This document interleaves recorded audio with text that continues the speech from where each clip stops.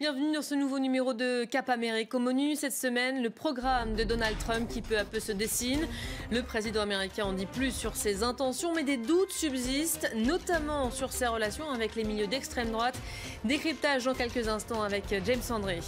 Les Haïtiens plongent dans l'attente après les élections générales de dimanche. L'île attend impatiemment les résultats de la présidentielle. Le dépouillement n'est pas terminé, mais déjà 2 candidats revendiquent la victoire et provoquent dans le même temps de vives tensions sur l'île. Et puis nous reviendrons sur ce match inespéré pour les Mexicains. Après 11 ans de sevrage, Mexico City accueillait cette semaine son premier match de football américain. Avec 25 millions de fans, le pays demeure le plus passionné par ce sport derrière les États-Unis. Mais tout d'abord, notre chiffre de la semaine, 6 comme le nombre de mesures chocs que Donald Trump souhaite mettre en place dans les 100 premiers jours suivant son arrivée à la Maison-Blanche. Le futur président américain a dévoilé cette semaine son programme politique. Certaines mesures ont davantage retenu l'attention, notamment le retrait des États-Unis du traité commercial transpacifique, le fameux TPP signé en 2015 par 12 pays. Puis enfin sur l'énergie, il souhaite désormais annuler les restrictions dans la production de l'énergie américaine, y compris le gaz et le pétrole de schiste, mais aussi le charbon propre. D'ici au 20 janvier prochain, date de son investiture, Donald Trump devrait affiner son programme, son équipe également. Il est revenu cette semaine sur la nomination de Steve Bannon, nouveau chef de sa stratégie.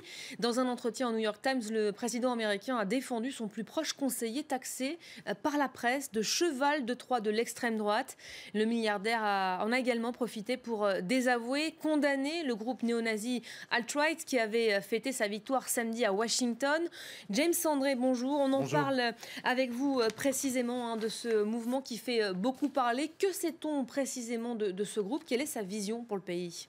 Alors ce qui est tout à fait étonnant avec ce groupe, c'est qu'effectivement cette personne qu'on a vue... D'ailleurs, je vous propose tout d'abord de regarder la vidéo, parce que la vidéo parle d'elle-même sur ce que représente ce groupe. Trump, hail our people, hail victory.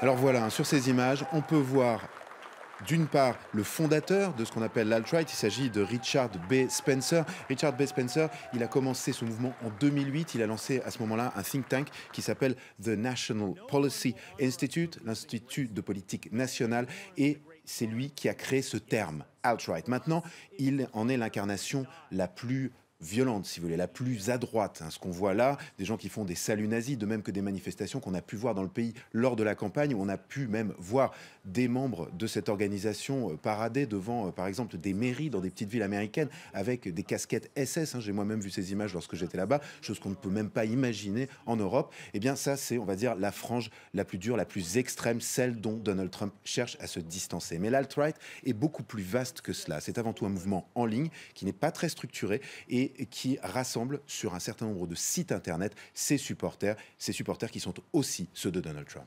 James, vous qui avez couvert pour France 24 cette élection américaine à Washington, notamment la campagne aussi, qu'est-ce qu'on sait précisément des liens entre Donald Trump et ce mouvement et puis plus globalement avec les réseaux d'extrême droite?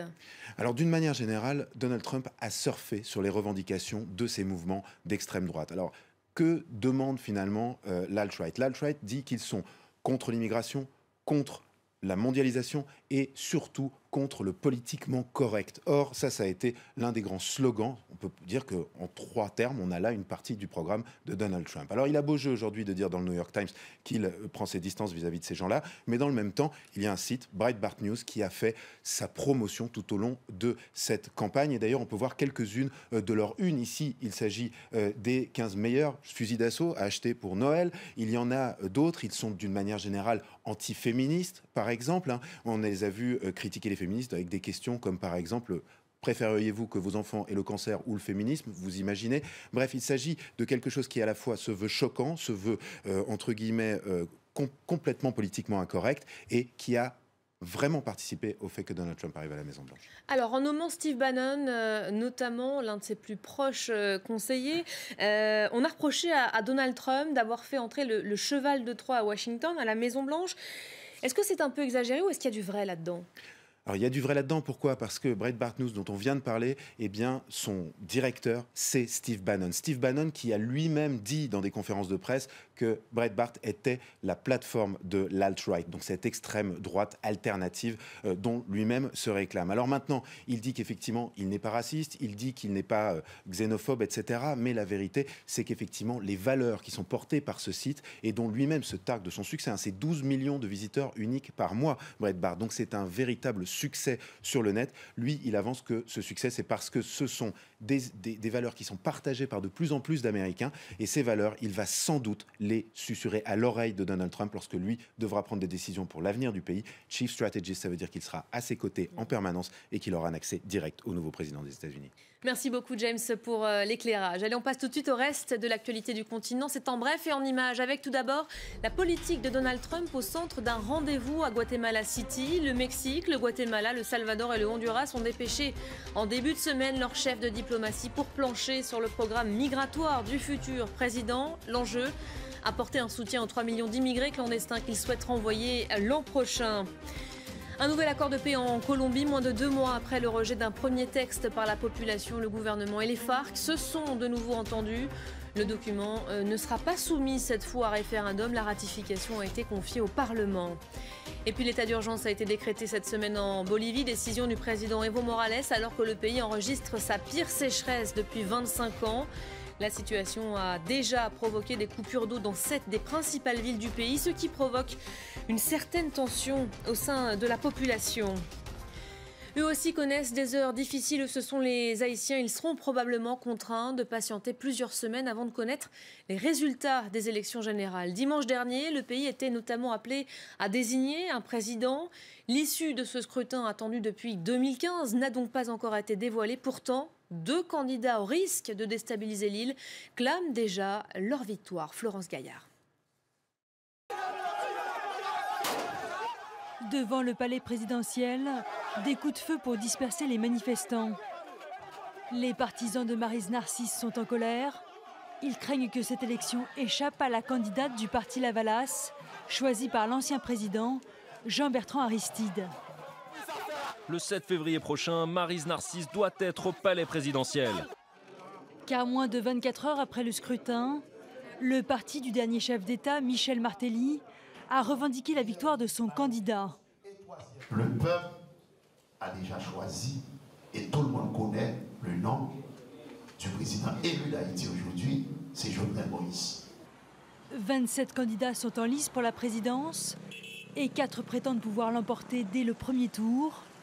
Les résultats doivent être donnés en fin de semaine par le Conseil électoral provisoire qui appelle à ne pas écouter les annonces des différents partis. Le décret électoral ne permet à personne de donner les résultats à la place du Conseil. Nous demandons à ce que le décret soit respecté, que ce soit par les partis politiques, les candidats ou les autres organisations dans la société. Dimanche, le scrutin s'est pourtant déroulé sans incident majeur, mais avec une participation très faible, seulement 22% des électeurs. L'an passé, les Haïtiens avaient déjà été appelés à voter, mais à cause de fraude massive, l'élection avait dû être annulée. Depuis février, le pays est dirigé par un gouvernement provisoire. Ça fait 213 ans que nous nous battons les uns contre les autres. Élection après élection, rien ne change jamais. Nous attendons de la prochaine administration qu'elle se confronte aux problèmes tels que le coût de la vie, le chômage, l'éducation, la santé et les conséquences du cyclone. En octobre, l'ouragan Mathieu a fait près de 1000 morts en Haïti. Un désastre qui s'ajoute aux séquelles du séisme de 2010. Plus d'1 million de personnes s'étaient retrouvées sans abri. Et ce grand retour à présent applaudi par une large partie des Mexicains. Après 11 ans de sevrage, le Mexique a vécu comme une fête le retour du football américain. Le premier match joué depuis 2005 a eu lieu lundi soir à Mexico City devant près de 75 000 supporters. Une foule ornée de sombreros pour assister à la rencontre des Raiders d'Oakland face aux Texans de Houston. La NFL, comme on l'appelle, compte à ce jour 25 millions de fans au Mexique, pays le plus passionné par ce sport en dehors des États-Unis. Au Mexique, le football est roi. Pourtant, ces designers, avocats, marchands ou étudiants s'entraînent dur pour devenir des joueurs de football américains. Mon rêve est de devenir professionnel. mais je n'avais jamais imaginé que ça pourrait devenir aussi réel qu'aujourd'hui. Au Mexique, le football américain compte 25 millions de fans, le plus gros contingent en dehors des États-Unis.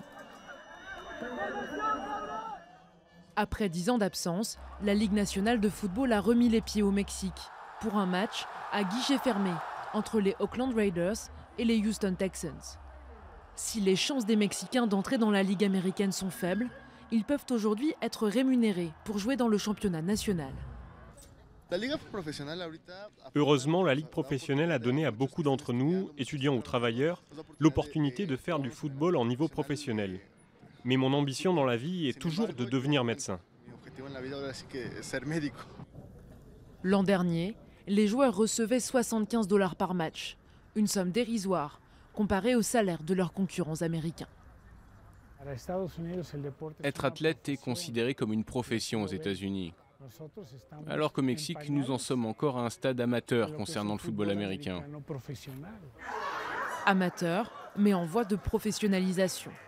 Au Mexique, les championnats universitaires sont désormais diffusés à la télévision.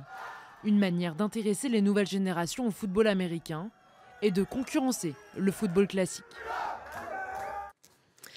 Allez, on se quitte comme chaque semaine sur une note d'humour. Une information très sérieuse destinée en cette semaine de Thanksgiving aux amateurs de dinde frite. Ne vous risquez pas à plonger la bête dans l'huile si vous l'avez congelée. Le résultat, vous le voyez, peut s'avérer très risqué. On perd le plat, on perd la maison avec pour le coup. Alors si vous ne pouvez pas vous passer de friture, on décongèle au préalable sa dinde. Sinon, la fête risque d'être un peu gâchée. Allez, je vous quitte sur ce clin d'œil. On se retrouve la semaine prochaine pour un nouveau numéro.